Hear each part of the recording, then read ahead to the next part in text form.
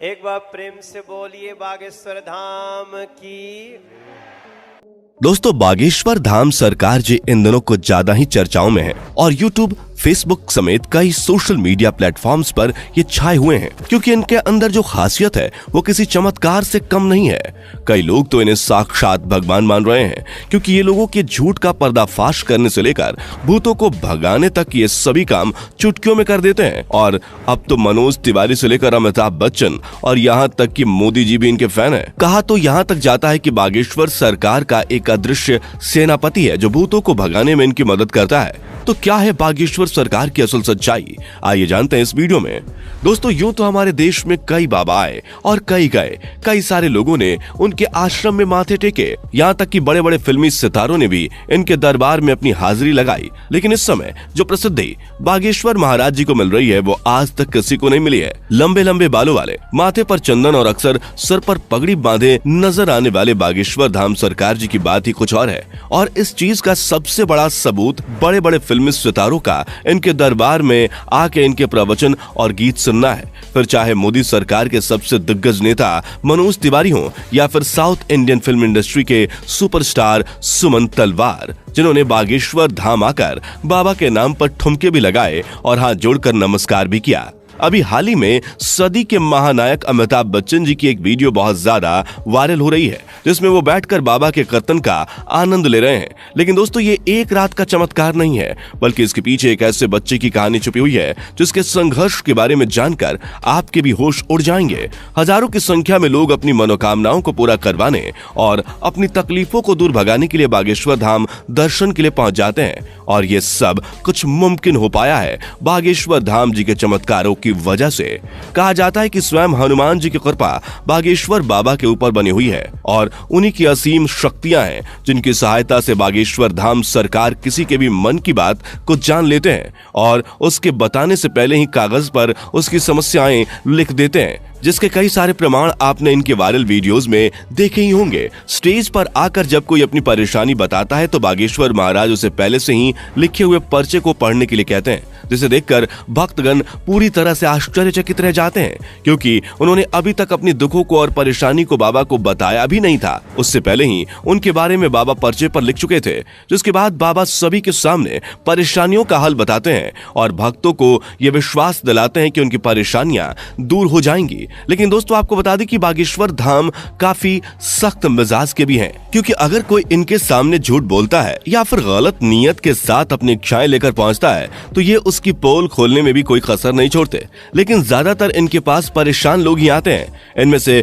कुछ लोग वो होते हैं जिनके ऊपर किसी भूत प्रेत का साया होता है, लेकिन बाबा के सामने आते ही वो भूत प्रेत का साया भी चुटकियों में भाग जाता है क्योंकि इनके ऊपर हनुमान जी की असीम कृपा है। वो कहते हैं ना कि भूत पिचास निकट नहीं आवे, महावीर जब नाम सुनावे। दोस्तों, हनुमान जी के परम भक्त बागेश्वर सरकार जी का असली नाम पंडित धीरेन्द्र कृष्ण शास्त्री है, लेकिन लोग इन्हें बागेश्वर धाम महाराज और बागेश्वर सरकार के नाम से जानते हैं। पंडित धीरेन्द्र कृष्ण शास्त्री जी का जन्म 4 जुलाई 1996 को मध्य प्रदेश के छतरपुर जिले के छोटे से गांव गढ़ा में हुआ था। ये एक बहुत ही गरीब पंडित परिवार से ताल्लुक रखते हैं।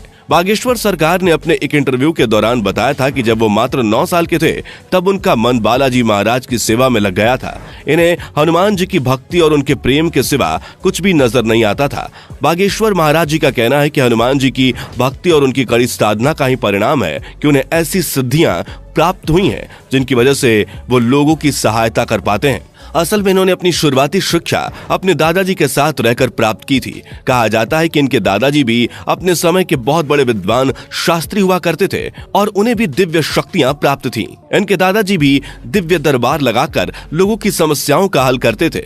तभी से इन्होंने अपने दादाजी को अपना गुरु मान लिया और उनसे ही सारी चीजें सीखने लगे। दादाजी के साथ रहकर इन्होंने रामायण, महाभारत और गीता जैसे धार्मिक ग्रंथों का अध्ययन किया। लेकिन अगर इनकी प्रारंभिक शिक्षा की बात की जाए तो बागेश्वर सरकार ने अपने गांव से ही 8वीं तक पढ़ाई की। और फिर उसके बाद अपनी आगे की पढ़ाई पूरी करने के लिए वो गांव से करीब 6 किलोमीटर दूर जाया करते थे, क्योंकि गांव में हाई स्कूल नहीं था।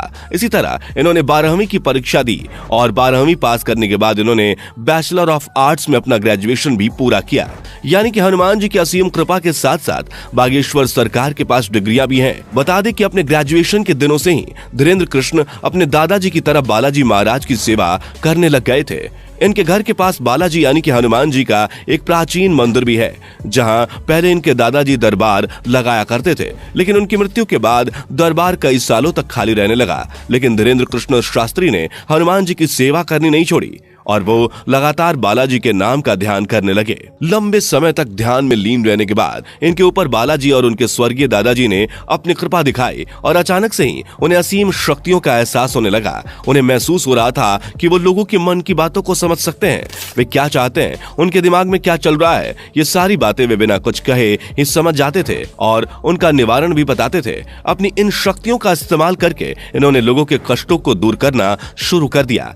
लोग जब इनके पास अपनी समस्या लेकर आते थे तो ये पहले से ही उनके मन की बात समझकर उन्हें समस्या का समाधान बता देते थे।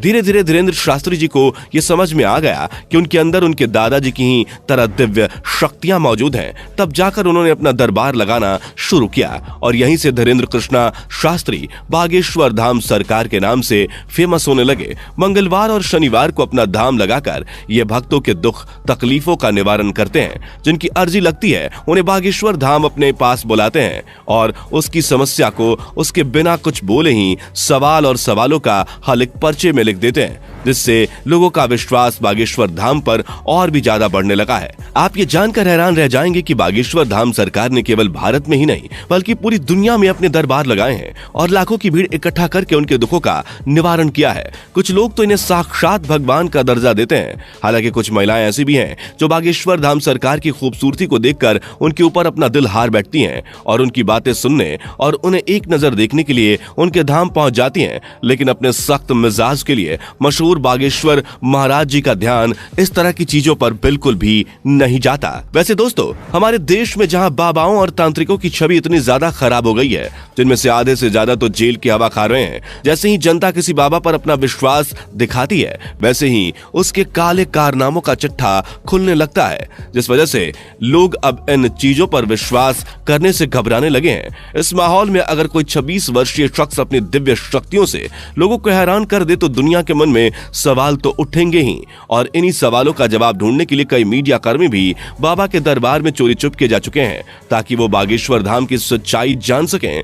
लेकिन इतने सारे स्टिंग ऑपरेशंस के बाद भी कोई जान नहीं पाया कि आखिर कैसे बागेश्वर महाराज लोगों के मन की बात जान लेते हैं, क्योंकि कई सारे जो नए लोग दरबार में आए होते हैं उनकी अर्जी लग जाती है और जब वो बाबा के सामने जाते हैं तो उनके मन की सारी बातें बाबा पहले से ही लिख चुके होते हैं। इस तरह की चीजें देखकर मीडिया कर्मियों के भी होश उड़ गए और वो लगातार बागेश्वर महाराज को लेकर जांच पड़ताल कर रहे हैं, लेकिन अभी तक उन्हें कोई भी ऐसी चीज प्राप्त नहीं हुई है जिसे लेकर वो बागेश्वर धाम सरकार के ऊपर किसी तरह का सवाल उठा सके या उन पर कोई आरोप लगा सके। तो दोस्तों, आज के लिए सिर्फ इतना ही। जाने से पहले वीडियो को लाइक शेयर जरूर करें और ऐसे ही और वीडियोस के लिए चैनल को सब्सक्राइब करके बेल नोटिफिकेशन को भी जरूर ऑन कर लें। धन्यवाद।